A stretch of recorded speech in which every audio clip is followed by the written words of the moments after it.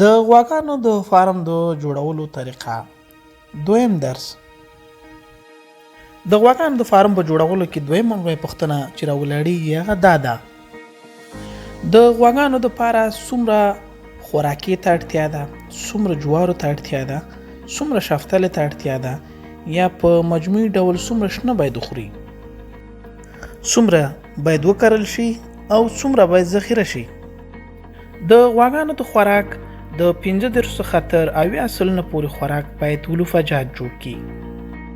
ولوفجات یعنی واښه، جوار، شفتلې، غنم یا بوس. ولوفجات یا واښه موږ څارویو ته د دې دپاره ورکوو چې نه یوازې د هغوی د غذایي موادو کمښت پوره کړي، بلکې وکولی شي چې یو حیوان ژوندی وساتي او د دې ترڅنګ څه ناڅه د 5 نه تر 10 لیترو پورې شیدې ورسره هم تولید کړي.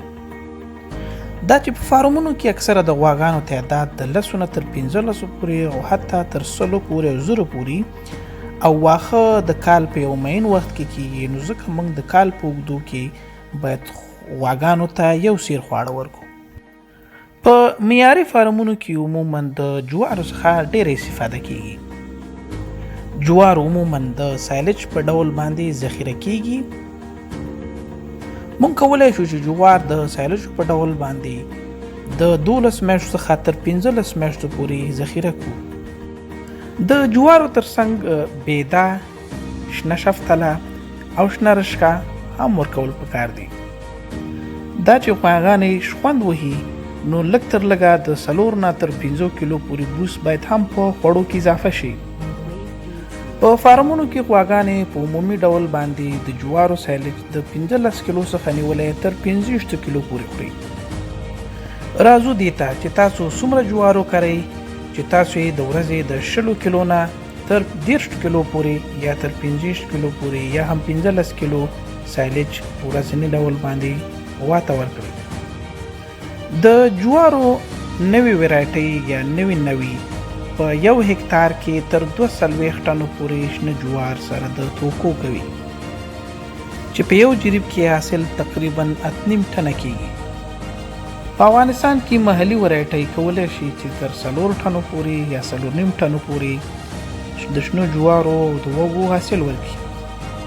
یا هم که چیرې تاسو نوي تخنیکونه وکاروئ او نوي ویرایټۍ وړاندې کړئ نو کولی شئ چې تر 5 ټنو پورې یا 6 ټنو پورې حاصل ترلاسه کړئ. خو دا دید پورې تړاو لري چې تاسو په کومه اندازه باندې خاوره کې سره ورکوئ، په کومه اندازه باندې بیاري کوئ او د جوارو روزنه سره کم کوئ. نو د ښه حاصل دپاره تاسو باید د زراعت له متخصص سره مشوره وکړئ ترڅو تاسو ته هغه لارې چارې وښیي چې پکې د جوارو حاصل لوړ شي. په اوسط ډول یو غوا باید 20 کیلو د جوارو سایلج وخوري. مثلا تاسو غواړئ چې د 100 غواګانو دپاره د جوارو تخمین وکړئ چې څومره جوار باید وکرئ او څومره جوارو ته اړتیا لرئ. ستاسې 100 غواګانې هر ورځ 20 کیلو جوارو ته یا د جوارو سایلجو ته اړتیا لري، نو 100 لاخلو په 20 کې ضربو چې کېږي 2000 کیلو چې په 0 تقسیم کې تقریبا 2 ټنه ته جوړیږي. یعنی ستاسو 100 غواګانې هر ورځ 2000 کیلو یا 2 ټنه جوارو ته اړتیا لري. که غواړئ چې جوار 345 ورځو دپاره یا د یو کال دپاره ذخیره کړئ نو دا 2 ټنه یا 20,000 کیلو باید په 345 کې ضرب کړئ. د دې د ضرب کېدو څخه موږ ته دا راښودل کېږي چې زموږ 100 غواګانې په 345 ورځو کې 1,10,000 کیلوګرامه جوارو ته یا 230 ټنه جوارو ته اړتیا لري ترڅو ذخیره شي او زموږ غواګانې د 345 د ورځو دپاره په خېټه مړې کړي. اوس که ستاسې جوار د یو جریب څخه 15 ټنه حاصل ورکوي نو نوموړی مقدار راواخلئ او په 5 ټنو باندې تقسیم کړئ. مثلا 230 ټنه کلنۍ اتیا په 15 ټنو جوارو باندې چې په یو جریب کې کېږي تقسیموو. له دې تقسیم څخه دا معلومیږي چې 140 جریبې ځمکې ته اړتیا ده ترڅو د 100 غواګانو لپاره 345 ورځې هر ورځ 20 کیلو جوار تولید کړي. د لا دقیقې محاسبې دپاره تاسو ته باید دا معلومات وي چې ستاسو غواګانې په کومه اندازه باندې د خوړلو توان لري او یا هم تاسو په کومه اندازه باندې په خوراکه کې د جوارو سایلج ور اضافه کوئ. د دې ترڅنګ تاسو ته باید دا هم معلومه وي چې ستاسو ځمکه په کومه اندازه باندې د جوارو حاصل ورکوي، ځکه نو اړتیا راخلو په د جوارو د حاصل په تولید باندې تقسیموو او موږ ته دا راښیي چې موږ څومره ځمکه باید وکرو.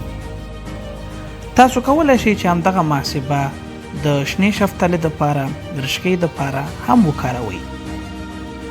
نوې څېړنې ښایي چې که چېرته جوار په قطار شکل باندې وکرل شي او یا هم څاڅکي اوبه ورکړل شي، په حاصل کې لوړوالی رامنځته کېږي.